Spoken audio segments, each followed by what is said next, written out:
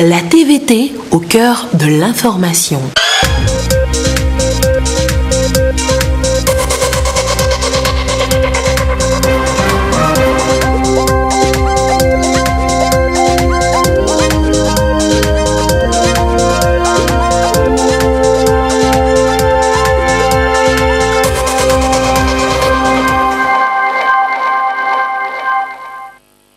Il est 20h, bonsoir à tous. Dans l'actualité ce soir, début ce lundi de l'examen du projet de loi de finances, exercice 2020, étude en commission des députés dès l'ouverture des travaux ce matin. L'actualité ce lundi, c'est aussi l'ouverture officielle de la foire internationale de Lomé, 16e édition cette année. L'accent est mis sur le e-commerce, on en parle tout à l'heure en début de journal. Les violences faites aux femmes, c'est aujourd'hui la journée de lutte contre le fléau. Elles s'expriment, ces violences, sous diverses formes, lesquelles précisément et comment lutter contre le phénomène. Des citoyens s'expriment dans ce journal. Et puis, les radios chrétiennes francophones nous revoient le programme de diffusion à Lomé. Rencontre depuis ce matin, la paix et la cohésion sociale indiquent le fil conducteur dès l'ouverture des travaux. Voilà, madame, monsieur le sommaire, bienvenue. Voici le 20h. Et d'abord, ce travail de fourmi entamé ce lundi, je vous l'annonçais tout à l'heure en titre, par les députés, l'étude du projet de loi de finances 2020, travaux en commission. Cette étude devra déboucher plus tard sur l'adoption du budget de l'État pour l'année prochaine. L'ouverture des travaux ce matin, Augustin Cossy. C'est le début de l'ultime exercice de la session budgétaire, l'étude en commission du projet de loi de finances gestion 2020. Membres de la commission des finances et du développement économique, commissaires du gouvernement, toutes les parties prenantes sont là pour le début des travaux. Une cérémonie d'ouverture présidée par la présidente de l'Assemblée nationale, Tchega Yawadigbodi. Ensemble, ils vont examiner du fond en comble le budget de l'État, exercice 2020. Il s'agit d'un grand moment de la vie parlementaire selon la présidente de l'hémicycle, un premier exercice pour la 6e législature. Une loi de finances a pour objet de déterminer pour un exercice donné la nature, le montant et l'affectation des ressources et charges de l'État, ainsi que l'équilibre budgétaire et financier qui en résulte.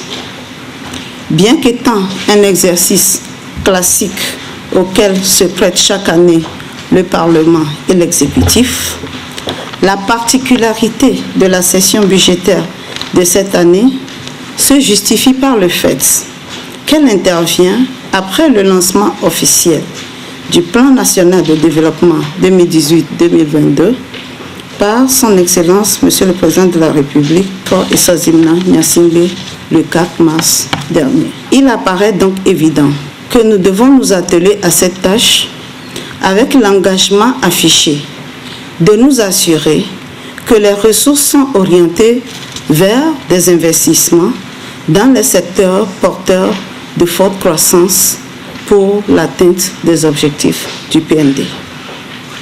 De plus, les allocations doivent tenir compte de la performance de l'administration publique dans le contexte de récession économique généralisée que connaissent toutes les nations.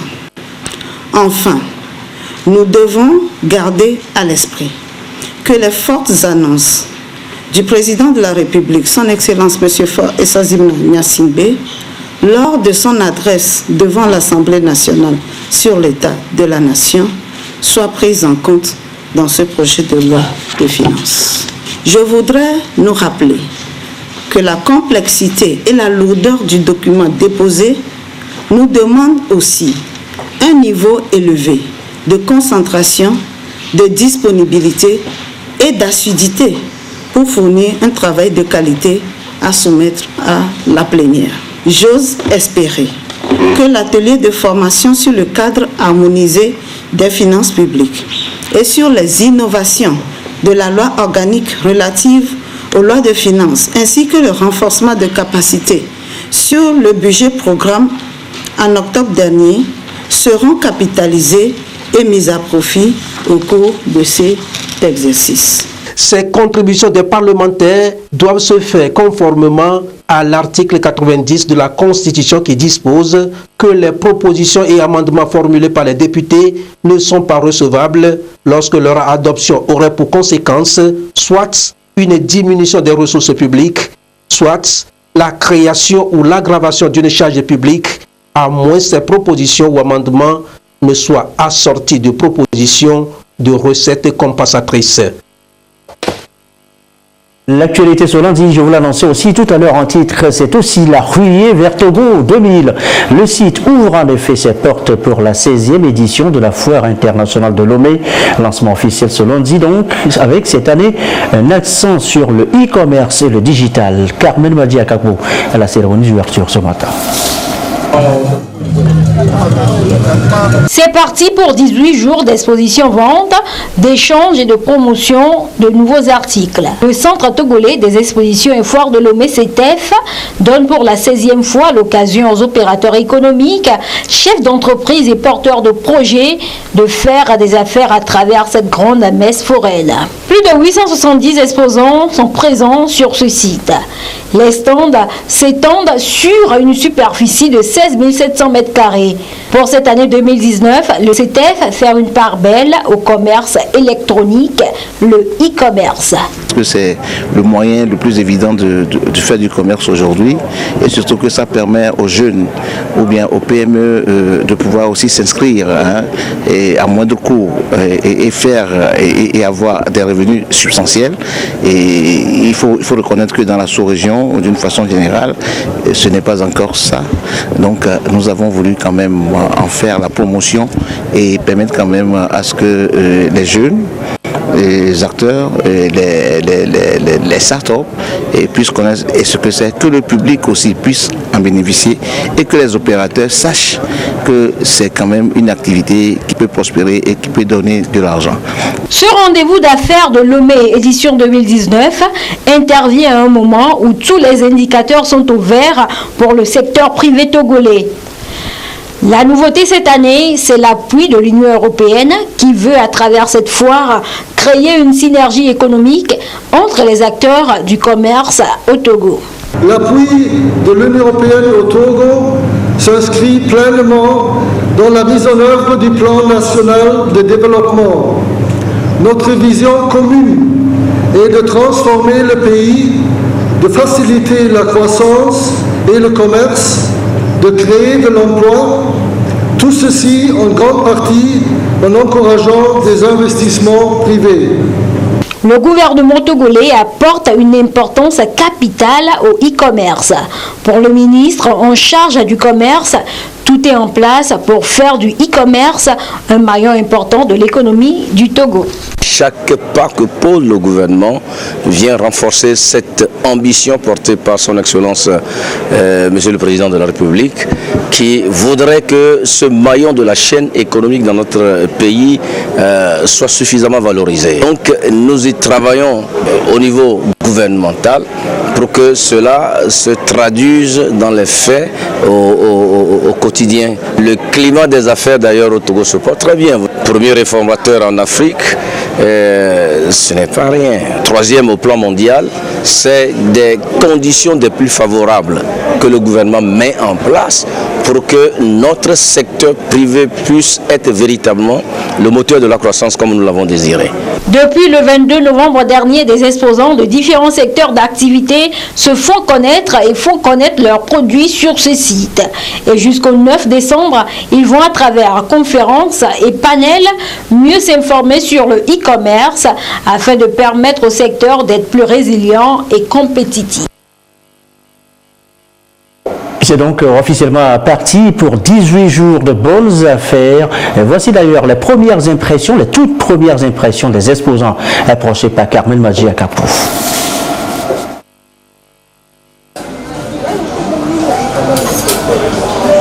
Ici, c'est la société Afritech. Nous sommes intégrateurs de solutions sécurité informatique, réseau de caméras, de CCTV, caméras de surveillance, construction des data centers. Nous avons des produits data center, nous avons des caméras de comptage de personnes pour les centres commerciaux et pour les lieux publics où on peut compter les entrées et les sorties. Nous avons ici des caméras Color View, c'est la nouvelle révolution. Nous avons des caméras aussi qui sont adaptées au vent marin. Nous avons des téléphones IP. Vous pouvez vous téléphoner de bureau en bureau, se voir sur les écrans. Nous avons un écran interactif digital.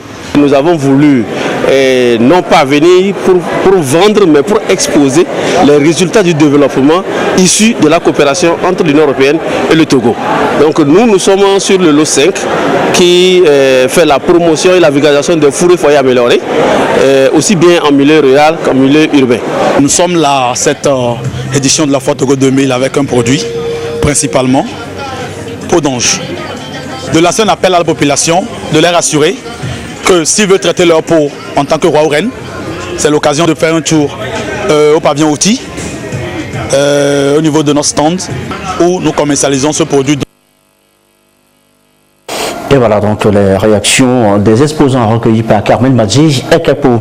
La suite de l'actualité, le ministre en charge de la fonction publique et son collègue de l'agriculture étaient ce matin à Nié, plus précisément à l'usine de production de sucre. Il s'agit d'entretenir les travailleurs de cette unité sur la reprise des activités au sein de cette société, activité dont la cessation remonte à presque 2 mois. Et l'ambition du gouvernement, c'est de rassurer, de privilégier le dialogue et de créer un climat de paix pour que le travail reprenne. Les précisions, le compte rendu de Sylvain Aboudou.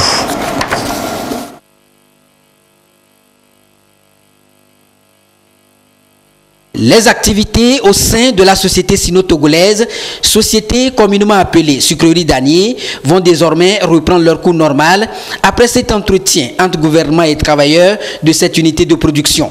Il y a environ 2 mois que ces travailleurs ont observé une cessation d'activité suite à un chapelet de revendications relatives à l'amélioration de leurs conditions de travail. Les membres du gouvernement, notamment le ministre en charge de la fonction publique et son collègue de l'agriculture, ont décidé de faire le déplacement sur les sites pour dénouer la crise en appelant les travailleurs et l'employeur à privilégier le dialogue et amener les 2 parties à s'entendre pour qu'en 10 jours, un terrain d'entente puisse être trouvé. Pendant les 10 jours, le gouvernement, le directeur général du travail va vous accompagner, pour finaliser les discussions et parvenir à une entente, à un compromis sur le fait que les jours de cessation de travail, il faut faire un geste. Nous pensons que si dès demain, à l'heure habituelle, chacun n'est pas à son poste, le travail n'a pas repris effectivement, nous serons, vous et nous, tout le monde, on sera en train de mettre en péril cette usine et sa viabilité et son avenir. Personne n'a envie de ça. Vous ne le souhaitez pas. Ce n'était pas ça votre objectif. Les dirigeants de l'entreprise ne le souhaitent pas. Les responsables syndicaux ne le souhaitent pas. La ville d'Anié n'a pas besoin de ça. Le Togo ne le souhaite pas et ne le veut pas parce que nous voulons que cette usine se développe et que d'autres usines viennent s'ajouter à elle pour créer l'activité économique et donner du travail à nos frères et sœurs. Alors il est important que toutes les dispositions soient prises. Toutes les dispositions. Par les responsables de l'usine, par les responsables syndicaux et les délégués du personnel, et par chacun d'entre vous, pour que demain, le travail reprenne effectivement. Nous le souhaitons dans un esprit d'apaisement, dans un esprit de responsabilité. Parce que personne d'entre vous, ni vous ni nous, on a envie de gérer des situations humainement et socialement douloureuses. Le gouvernement ne souhaite pas que dans quelques semaines, il soit autour d'une table avec l'entreprise en train d'examiner un plan social de réduction de personnel, de chômage technique, de licenciement pour motif économique. Nous ne le voulons pas. Les différentes revendications sont relatives à la révision et correction du reclassement, rendre certains saisonniers permanents et surtout l'application de la convention collective. Mais en attendant que les revendications trouvent progressivement des solutions, le ministre de l'Agriculture a, tout comme son collègue de la fonction publique, appelé les travailleurs à regagner leur poste pour le bon fonctionnement de l'entreprise. L'activité, on l'a souhaité qu'elle reprenne aujourd'hui. Vous avez posé vos doléances. Il y a un certain nombre d'actes qui ne sont pas acceptés du côté de l'entreprise. Lors des rencontres que nous avons eues à Lomé avec l'entreprise, nous l'avons signifié, le ministre l'a rappelé. Vos délégués sont certainement venus vous rendre compte de notre échange du 20 novembre dernier. Nous voulons aujourd'hui, par ce déplacement, vous encourager à la reprise de l'activité et à continuer dans un climat apaisé de discussions. Il y a certaines de vos revendications qui sont légitimes, qui vont être prises en compte et l'entreprise fera le geste nécessaire. Mais d'autres, il va falloir travailler ensemble, suivant les cours de sucre, pour que les conditions s'améliorent. À partir d'aujourd'hui, ce que nous attendons, c'est d'avoir un climat social apaisé, durable dans l'entreprise. Parce que ce n'est pas non plus tenable pour une entreprise chaque année d'avoir des revendications. Mais aussi de son côté, elle doit faire un effort pour que ce climat-là soit maintenu. S'il y a des promesses, elles doivent être tenues et elles le seront tenues. Rassurez-vous, dorénavant, nous serons plus présents, nous allons plus suivre et nous serons à vos côtés pour nous assurer que vos conditions de travail soient les mieux et que les conditions au niveau de l'entreprise soient aussi optimales. Ce déplacement est donc d'une importance capitale, selon le ministre Bawara, pour rassurer les travailleurs de l'engagement du gouvernement. Quelle que soit la nature des conflits du travail, quelle que soit la nature des difficultés dans un lieu de travail, dans une entreprise, il faut faire en sorte qu'on puisse à la fois continuer le travail et en même temps avoir des négociations. C'est pourquoi nous sommes venus ce matin, le ministre de l'Agriculture et moi-même, avec l'ensemble des autorités préfectorales, communales et municipales, pour avoir un dialogue, un échange, écouter davantage nos frères togolais qui travaillent à Sento ici, les rassurer sur notre disponibilité, notre volonté et notre engagement. Les travailleurs ont salué cette démarche du gouvernement et ont promis reprendre en toute sérénité les travaux. Remercions aussi les ministres, plus la délégation venue, qui sont venus pour nous conseiller. Nous avons écouté et ensemble demain nous allons démarrer des activités. Le secrétaire général de la Confédération syndicale des travailleurs du Togo a remercié le gouvernement pour son leadership, celui d'assurer la viabilité de cette usine qui emploie des milliers de Togolais avec pour but de réduire le taux de chômage des jeunes, mais aussi d'améliorer la croissance économique, contribuant ainsi au PIB national. L'entendre qui dit discussion, dit négociation. Alors, que faut-il exactement savoir en termes de négociation commerciale? L'OMC, vous le savez, certifie chaque fois de nouvelles normes. Les membres du comité national s'approprient donc depuis ce matin la nouvelle donne. Pour objectif, pour quel objectif? Des précisions avec Arnaud Kilo. Le Togo veut améliorer sa participation au commerce régional et international pour faire de ce secteur un instrument de réduction de la pauvreté. Les membres du Comité national de négociation commerciale internationale CNCI, créé à cet effet, se forment pour prendre part activement aux négociations en cours à l'Organisation mondiale du commerce, OMC. L'OMC comprend 164 pays membres et chaque pays a une voix. Et donc le Togo a sa voix au niveau de l'OMC. Et pour que le Togo participe activement, il faut que les participants sachent les accords de l'OMC, qu'ils connaissent quels sont leurs intérêts, quelles sont leurs obligations. Et donc ce séminaire va aider à renforcer les capacités des Togolais, du ministère du Commerce, des participants, à mieux comprendre les règles de l'OMC et à mieux défendre le Togo au niveau de l'OMC. Pour le ministère en charge du commerce, le Togo sera présent dans les échanges commerciaux pour préserver ses intérêts dans les décisions de l'Organisation mondiale du commerce. Ce comité national a pour objectif d'harmoniser et de défendre la position du Togo au niveau des instances de négociation. Donc il fallait que ces membres soient outillés sur les techniques de négociation. L'équipe de négociation, le profil des négociateurs, le profil des experts, le comportement d'un négociateur, tout cela sera enseigné aux membres du CNCI afin de bien se comporter au niveau des négociations et défendre valablement les intérêts du pays au niveau des négociations. Les thématiques commerciales seront donc abordées avec les experts de l'OMC pour rendre plus actif le CNCI afin de relever les défis et opportunités du commerce international. Pour mieux traquer d'éventuels djihadistes et aider par ailleurs les élèves, les forces armées togolaises font d'une pierre deux coups. Ils installent ici et là, vous allez le voir, des kits solaires dans la savane. Principaux bénéficiaires, les établissements scolaires, mais aussi c'est un moyen de lutte contre le terrorisme. Tchazim Labaga. Le commandant. Nous sommes ici au CEG de Koundjouaré, le canton de la préfecture de Pengal, qui a donné son nom à l'opération des forces armées togolaises en cours depuis 2018 dans la région des Savanes pour prévenir toute infiltration de djihadistes et de terroristes sur le territoire national. La localité est située à moins de 15 km à vol d'oiseau de Kompienga, théâtre régulier des attaques djihadistes de l'autre côté de la frontière au Burkina Faso. Voilà pourquoi cette cérémonie de remise de kits solaires s'est rapidement transformée en séance de témoignage et de gratitude aux forces armées togolaises pour le don et surtout pour leur présence rassurante. Je suis très content de la lumière. Ça peut m'aider à bien apprendre et à réussir.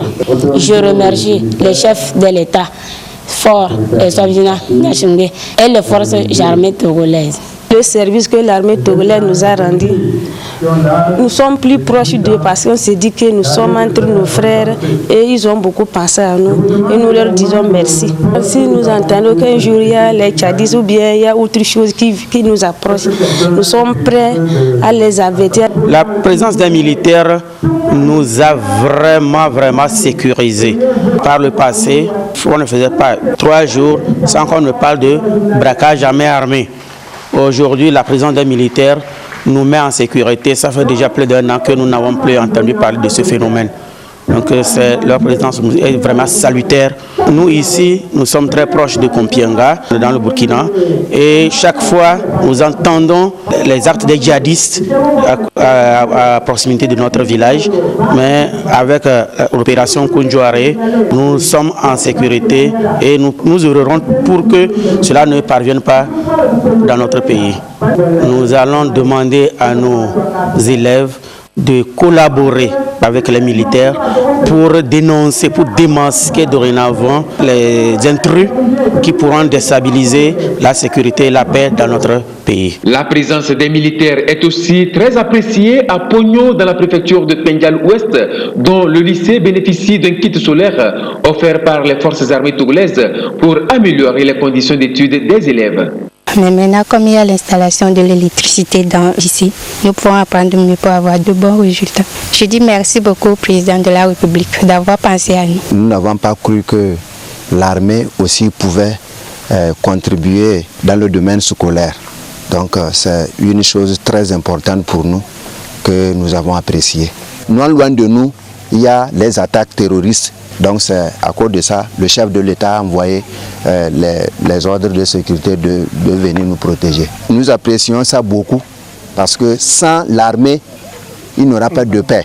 J'apprécie l'action à sa juste valeur parce qu'il n'y a pas trop longtemps, l'armée a fait des consultations suivies de soins et opérations chirurgicales à l'endroit des populations pour montrer qu'elle n'est pas seulement là pour la sécurité, mais elle peut faire des œuvres socio-collectives. Donc ça fait un rapprochement très serré entre les populations bénéficiaires de ces œuvres et les forces armées. Et je crois que ça apporte un plus à l'opération Koundjouaré parce qu'à partir du moment où les populations ne considèrent plus les militaires comme des gens hors de la société, ça permet de partager les informations avec eux, multiplier les efforts avec eux dans le sens de l'opération Koundjouaré. Les forces armées togolaises comptent mettre davantage leur génie et leur expertise déployées dans la zone au service du bien-être des populations afin de susciter leur adhésion et leur implication active au succès de l'opération Koundjouaré. Au total, 10 écoles ont bénéficié de ces structures. Dans les prochains jours, nous envisageons également, et toujours sur instruction de la haute hiérarchie militaire, installer les mêmes projets dans 10 autres écoles. Ce pragmatisme avéré, doublé d'un grand esprit humaniste, est la marque des forces armées togolaises qui prouvent une fois encore leur caractère républicain et leur engagement à défendre la nation au péril de leur vie et plus encore à contribuer au bien-être des citoyens. Faites-vous établir vos pièces d'identité. Message du ministère de la Sécurité à l'endroit des élèves des lycées de la région Kara. Une campagne, un prélude à la journée administration rapide dans la région bientôt. Nestor Bouzou. Il s'est agi pour la Direction générale de la documentation nationale d'éclairer les élèves sur les conditions de délivrance des pièces d'identité et de voyage, dont la carte d'identité. Pour obtenir ce document, le demandeur doit présenter l'original de son acte de naissance, l'original du certificat de nationalité togolaise, une preuve de profession, le certificat du groupe sanguin et une quittance de 5 000 francs. Outre le lycée Kara 1, plusieurs établissements dans les régions Kara et Plateau sont retenus pour la campagne de sensibilisation sur les conditions d'établissement des documents d'identité. Cette campagne d'information et de sensibilisation constitue un volet des journées administration rapide de proximité. L'édition 2019 a possible les élèves du lycée parce que le gouvernement a fait un constat qui est amer. Généralement, après le bac, les élèves se retrouvent beaucoup au service de la nationalité, en train de demander la nationalité, et après, ils reviennent à nous pour faire la carte nationale d'identité en vue de s'inscrire à l'université et de passer des éventuels concours. Voilà pourquoi les autorités ont pensé à cette journée pour les lycées. Le programme est fait de telle sorte que la directrice de la nationalité nous a précédés. Donc c'est après qu'elle aurait remis les certificats de nationalité délivrés que nous allons suivre pour faire la carte nationale d'identité. Mais c'est un programme à 2 volets, ça a 2 objectifs. Au même moment, c'est l'occasion de sensibiliser les élèves pour qu'ils prennent conscience de ces 2 documents avant même le bac. La phase de sensibilisation des lycéens sur les conditions de délivrance des documents d'identité dans les préfectures des régions Plateau et Kara, commencée le 11, va s'achever le 29 novembre. Du 25 novembre au 15 décembre suivra la phase de collecte des données. Aujourd'hui, 25 novembre, eh bien, c'est la journée de lutte contre les violences faites aux femmes. Elles s'expriment sous différentes formes. Lesquelles précisément? Abidénia Singbe est allé poser la question dans la rue. Voici son reportage.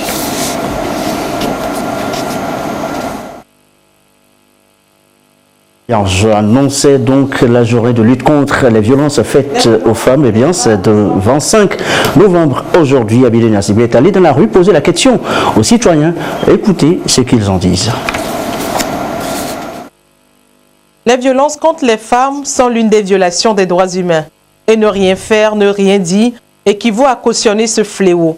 Ces images vues sur le net sont l'expression même des violations, sinon des atrocités faites aux femmes.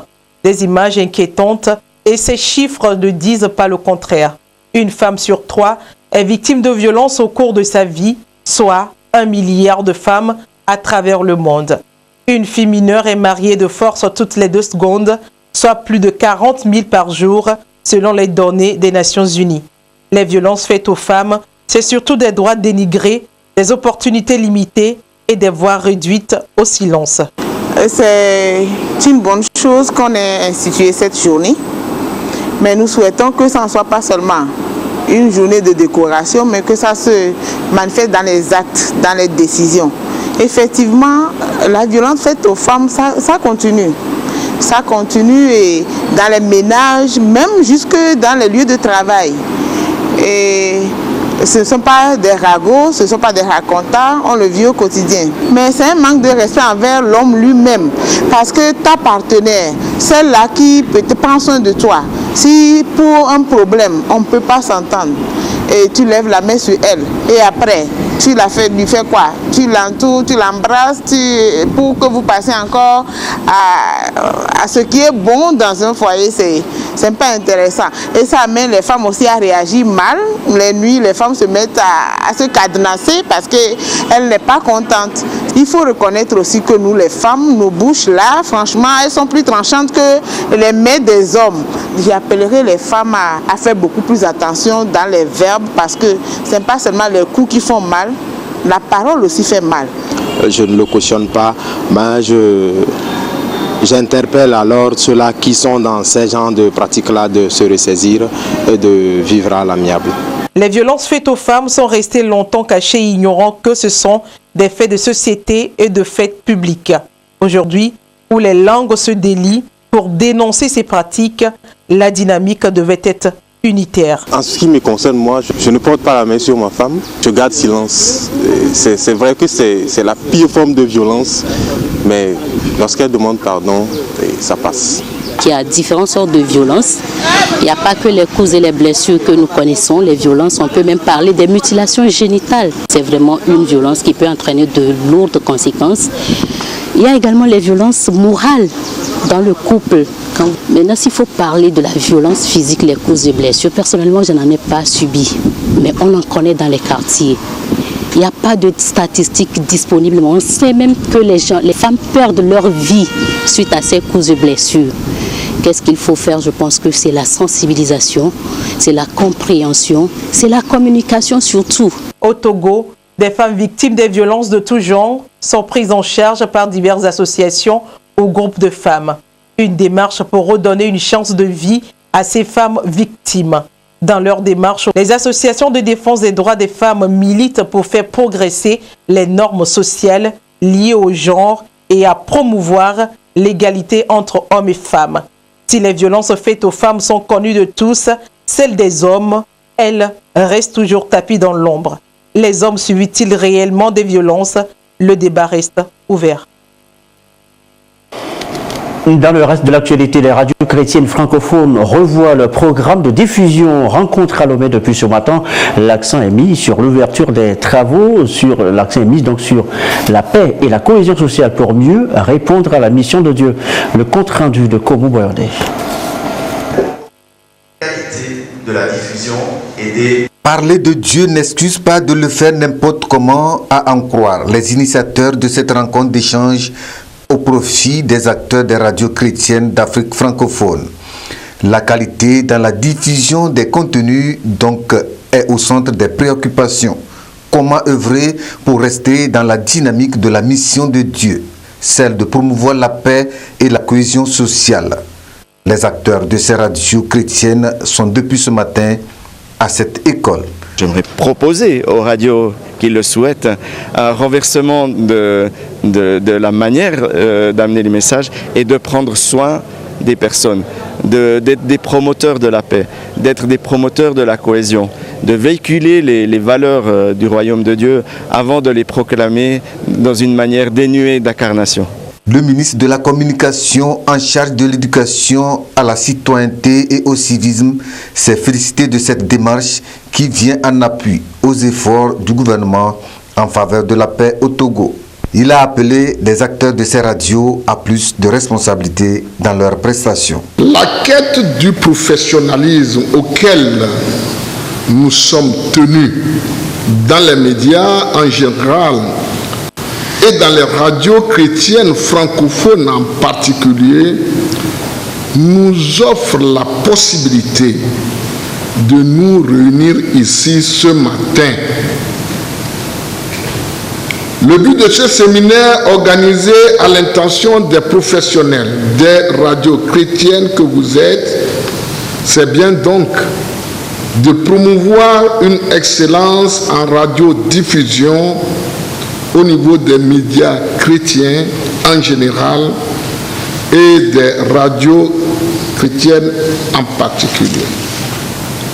Souffrez que je dise que ce séminaire vient à point nommé à une période où nous sommes confrontés à d'énormes défis que nous devons absolument relever, notamment l'intégration des technologies de l'information et de la communication dans nos pratiques professionnelles et le recadrage des émissions radiodiffusées en prenant en compte l'éthique et la déontologie du métier, le caractère confessionnel des radios ainsi que les efforts du gouvernement en vue de sauvegarder et de consolider la paix dans nos pays respectifs. Qui, mieux que le croyant, qui, mieux que le religieux, doit œuvrer pour que la paix soit? Le séminaire international de formation des acteurs des radios chrétiennes d'Afrique francophone est à sa 2e édition. Le thème de cette édition est « Inventons la radio intégrale ». À l'étranger, en bref, cette rencontre hier à La Haye, Guillaume Soro et Charles Blegoudé, dans les bras l'un de l'autre, une rencontre à l'initiative du premier candidat à la présidentielle de 2020 en Côte d'Ivoire. Les deux hommes politiques ne s'étaient pas rencontrés depuis la crise qui avait suivi la présidentielle de 2020. Ils n'ont rien dévoilé cependant de leur discussion. Ils ont tout juste, selon les termes de leur communiqué, exhorté le régime d'Abidjan à vider tout le passif de la récente crise qui endeuille la Côte d'Ivoire. Quelques communiqués avant de refermer cette édition communiquée de la CNDH. Le samedi 23 novembre 2019, le ministre de la Sécurité, de la Protection civile et son collègue des droits de l'homme et des relations avec les institutions de la République, lors d'une conférence de presse, ont porté à la connaissance de la population que ce même jour, aux environs de 2 heures, un groupe d'individus s'en est violemment pris aux agents des forces de l'ordre de sécurité ainsi qu'aux biens publics et privés à Lomé et à Sokodé. La Commission nationale des droits de l'homme condamne ces actes. La Commission rappelle le caractère sacré de la vie et de la personne humaine tel que consacré par l'article 21 de la Constitution togolaise. Au moment où notre pays s'apprête à s'engager dans un processus en vue de l'élection présidentielle de 2020, il est plus que jamais impérieux de préserver la paix et la sécurité. Il est de l'intérêt de tous les Togolais d'œuvrer à cette fin dans le strict respect des droits de l'homme. La Commission exhorte les forces de l'ordre de sécurité à agir dans le respect des procédures légales dans la recherche des présumés auteurs de ces actes. La Commission présente ses vives compassions à toutes les victimes et souhaite un prompt rétablissement aux blessés. Autre communiqué portant, c'est une décision portant nomination des membres des commissions électorales locales indépendantes CELI. Le président de la Commission électorale nationale indépendante, vu la Constitution du 14 octobre 1992, décide, article 1er, sont nommés membres des commissions électorales locales indépendantes CELI dans le cadre de l'élection présidentielle de 2020, les personnes dont vous pourriez consulter le nom dans le quotidien national Le Togo Presse. Autre décision, c'est un arrêté, cette fois portant nomination des présidents des commissions électorales locales indépendantes.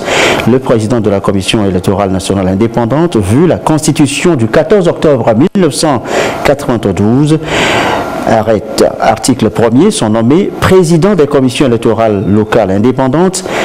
Dans le cadre de l'élection présidentielle de 2020, les magistrats dont vous pourriez là aussi consulter les noms dans le quotidien national Togo Presse. Et ceci referme ce journal. Merci à vous qui nous suivez ce soir dans le Penjal et comme d'habitude et toujours fidèlement. Très belle soirée.